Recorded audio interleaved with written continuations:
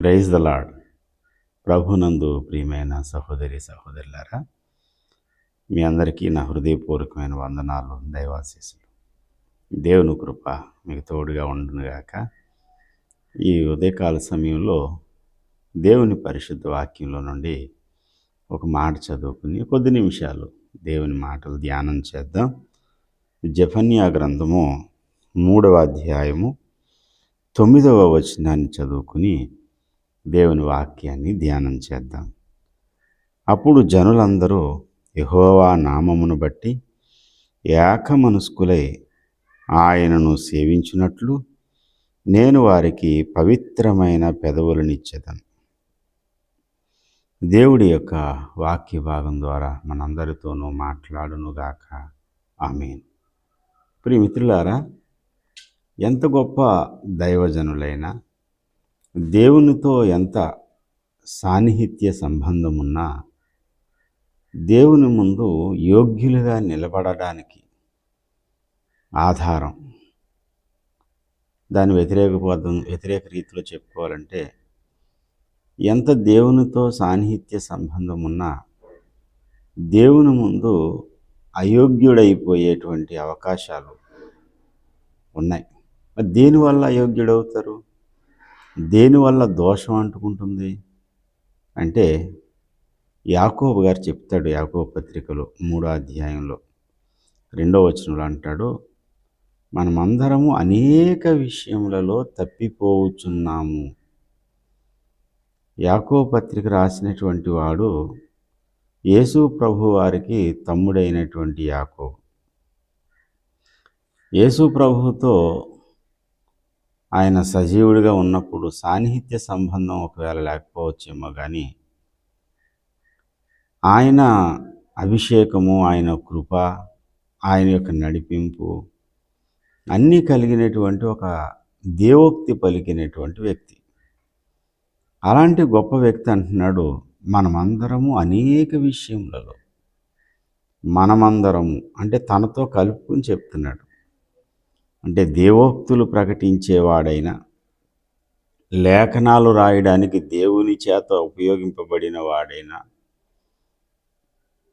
యేసు ప్రభు వారికి ఏ గర్భాన్ని యేసు ప్రభు వారు పుట్టారో అదే గర్భంలో జన్మించినప్పటికైనా ఆయన కూడా అంటున్నాడు మనమందరము.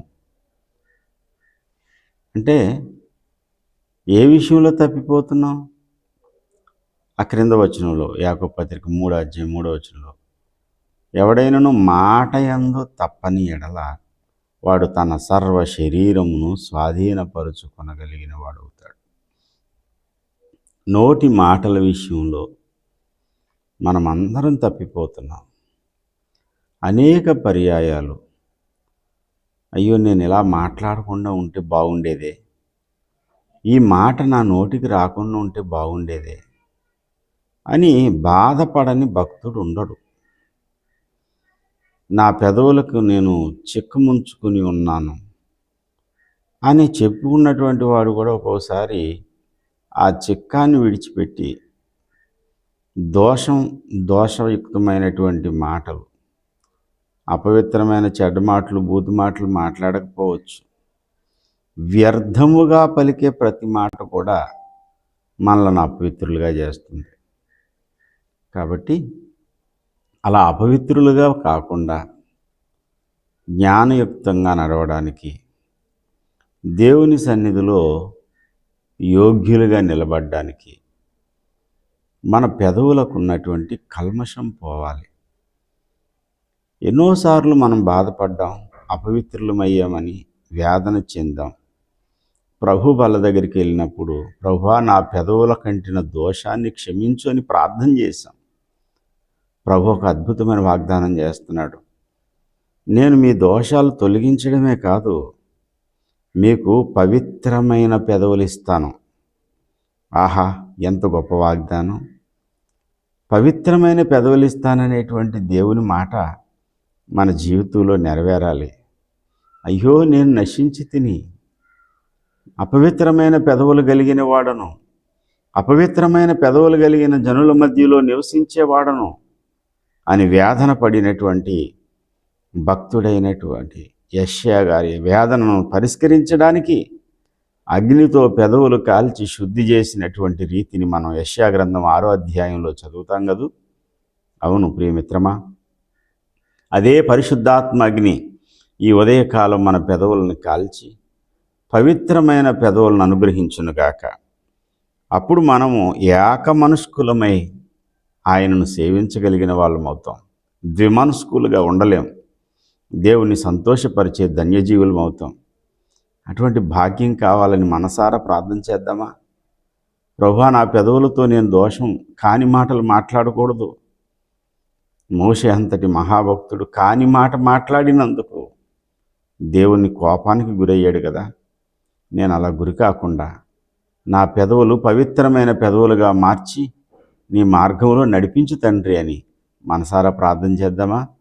రండి, చిన్న ప్రార్థన చేసుకుందాం.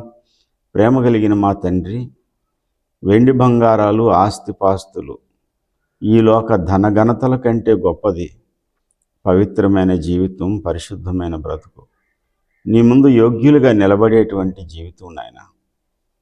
అది కరువైపోతుంది. ఎన్నోసార్లు మన నోటి మాటల ద్వారా అపరాధం చేస్తున్నాం. ఆ మాటలు నిన్ను దుఃఖపరుస్తున్నాయి, మమ్మల్ని దోషులుగా మారుస్తున్నాయి. నీ కృపచేత మాకు పవిత్రమైన పెదవులను గ్రహించి నీ మార్గంలో మమ్మల్ని నడిపించమని యేసయ్య నామమున వేడుకుంటున్నాము తండ్రి. ఆమేన్. దేవుని కృప మీ అందరికీ తోడై ఉండునుగాక. ఆమేన్. God bless you. దేవుడు మిమ్మల్ని దీవించునుగాక.